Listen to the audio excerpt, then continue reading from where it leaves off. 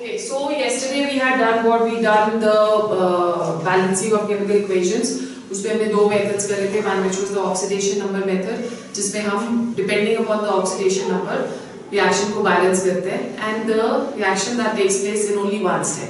The second one that is going to be the ion electron method, in which we balance both oxidation half reaction and reduction half reaction separately.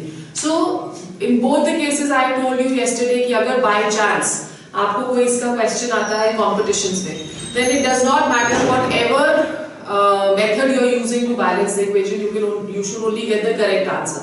But in case of boards, if they have given you a question कि balance the reaction using this method, only then you use a specific method. Otherwise, you can do it by any method which is more convenient to you, the one which you know you know that you have more hold on, so आप उसको कर सकते हो, right? So today there is a very small topic left. What we are going to do, it is known as disproportionation reactions. Now, what are disproportionation reactions? Those reactions, they are also redox reactions. In these reactions, it is one element only which is undergoing both oxidation and reduction. Till yesterday, we had done many reactions in which there are two different elements which are going to undergo oxidation and reduction. But in this disproportionation, there is only one reactant or one element which will simultaneously undergo oxidation and reduction. So it means that the same element is going to behave as an oxidizing agent and as a reducing agent. Okay?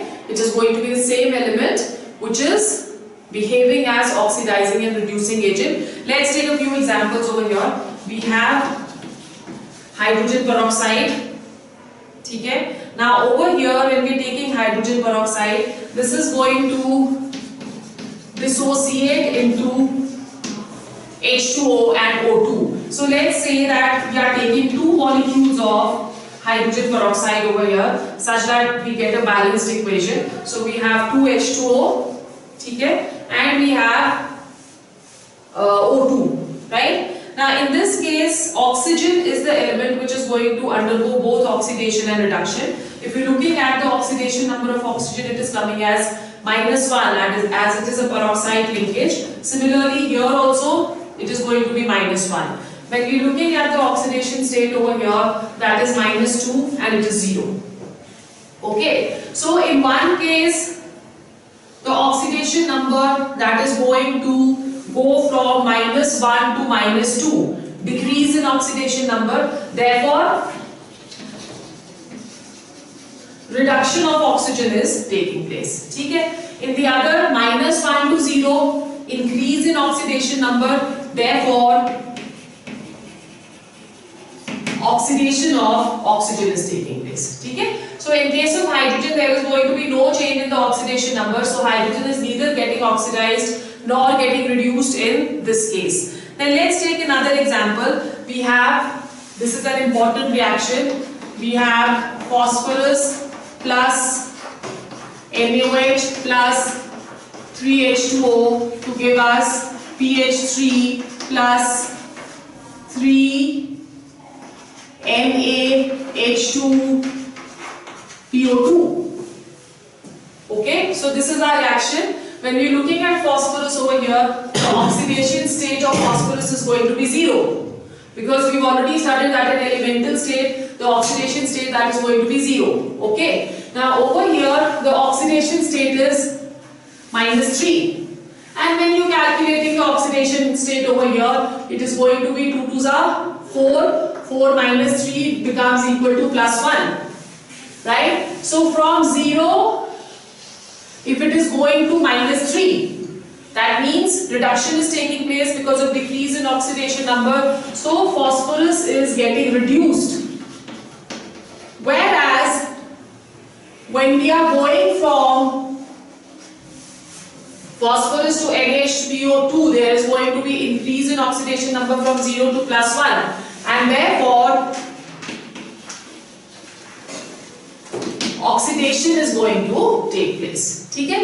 So simultaneously, the same element that is going to undergo oxidation and reduction. Now for such reactions, how do we calculate the equivalent mass? That is important. Now when we are talking of calculating the equivalent mass of various oxidizing agents. Like for example, the first one we will talk of K2Cr2O7. Right? Now let's try and balance this equation and see the number of electron exchange which is taking place. We have Cr2O7 2 negative. This is going to get converted to Cr3 positive. Balance करो इसको तो हमारे पास आ जाएगा 7H2O and over here we are going to get 14H positive. Now let's see what is the electron exchange taking place. It is going to be the oxidation state over here, that is +6. So we've done yesterday, if it's going from +6 to +3, the exchange in oxidation number is 3 per atom. Now as there are 2 atoms of chromium over here, the exchange of electrons for 2 atoms +6 to +3 means reduction is taking place. There is going to be 6 electron exchange, right? Now when we want to calculate the equivalent weight of K2Cr2O7, that is going to be the molecular weight of K2Cr2O7 divided by the electron exchange, that is equal to 6. ठीक है? So this is how you calculate for K2Cr2O7. When we are doing it for KMnO4, in case of KMnO4 we have 2 different types of reactions. So we are taking KMnO4 over here. First of all, let's take it in acidic medium. ठीक है?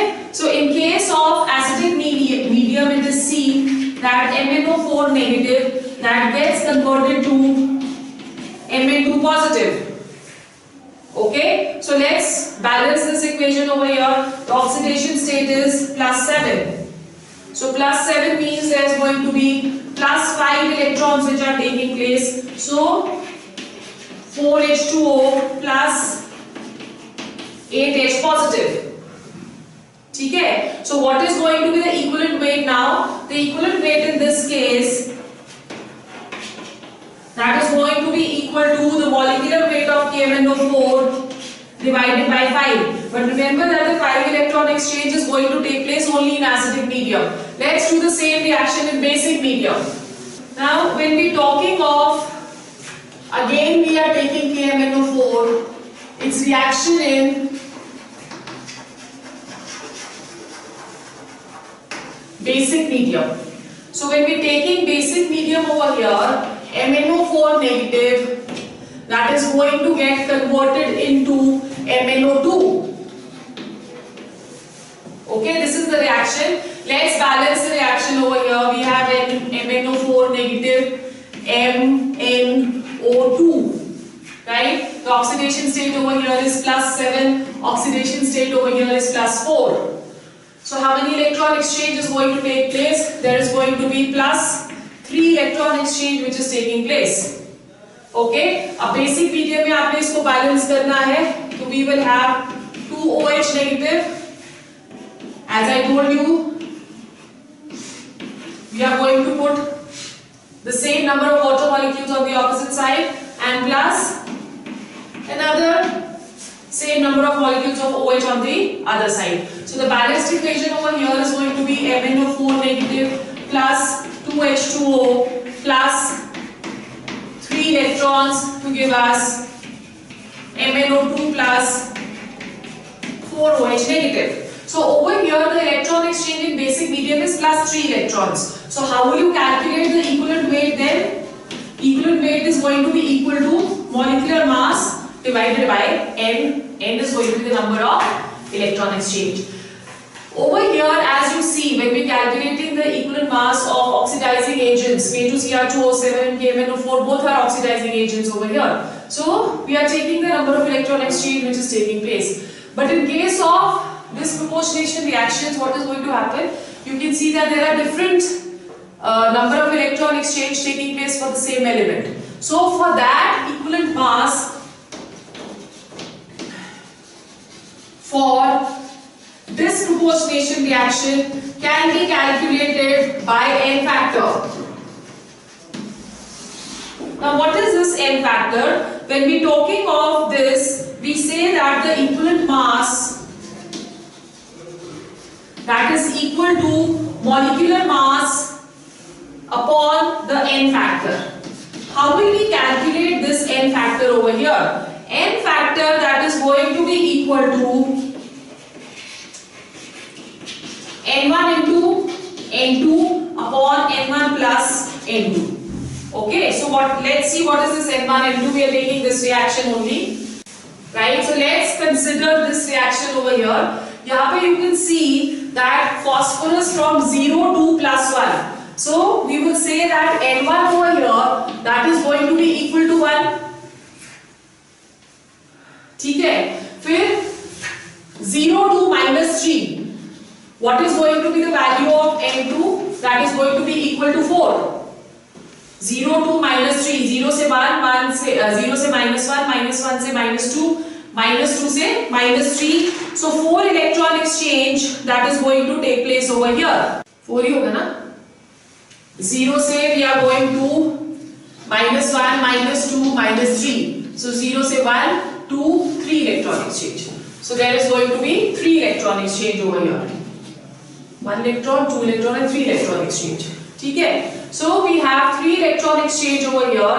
Now when we talking of 3 electron exchange, that means how will we calculate the n factor? N factor that is equal to 3 into 1 divided by 3 plus 1.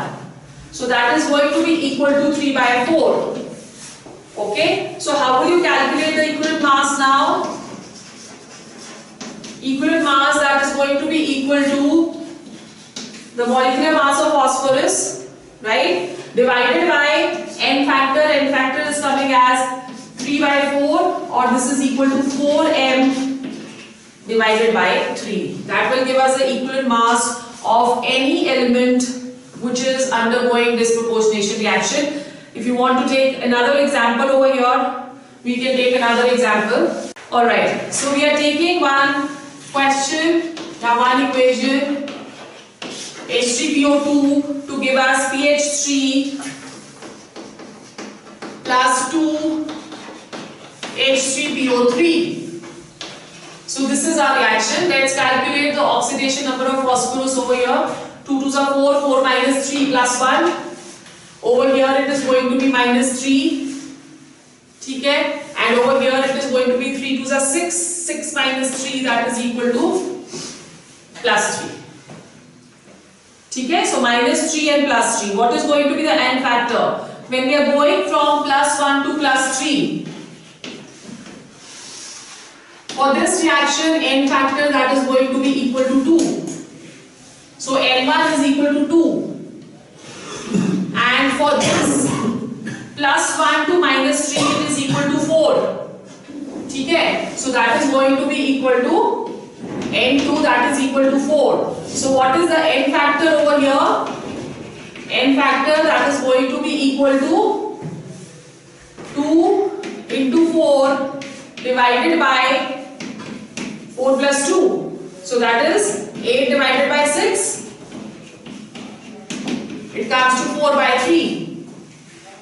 ठीक है? So when you are calculating the equivalent mass, equivalent weight, that is going to be equal to what?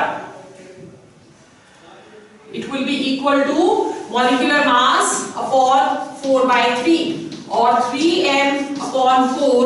That will give us the equivalent mass of H3PO2. ठीक है? Is it clear? So this is how you calculate the equivalent mass of this. Then we come to another term over here, which is known as auto-oxidation. What do we understand by auto-oxidation? Alright, so we're talking of the last term of this chapter.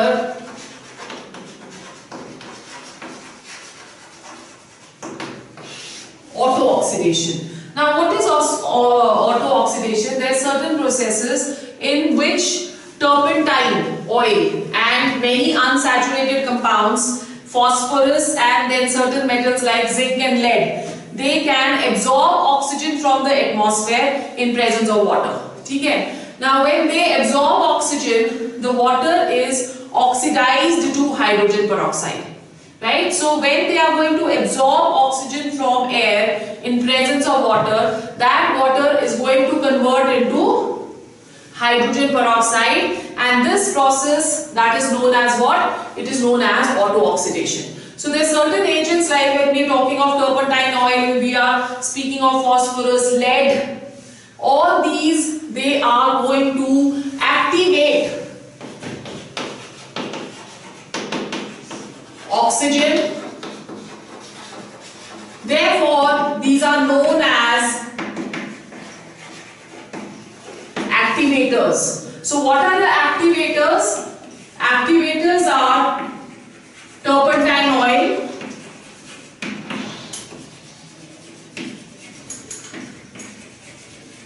unsaturated hydrocarbons, metals like lead, zinc. They are going to be known as activators because they have the tendency to activate oxygen. They are going to absorb oxygen, and when they absorb oxygen, they react with water to convert water into hydrogen peroxide, and this is known as auto-oxidation. Okay? Now what is happening over here is that the activator is first combining with oxygen. So if you're taking lead as activator over here, it will first combine with oxygen to give us lead dioxide. This lead dioxide over here, that is going to then react with water to convert water into hydrogen peroxide. So this is the process of auto-oxidation. So over here, lead, that is going to be an activator. Okay? And addition compound which is formed over here, this, or you can say this is known as auto-oxidator.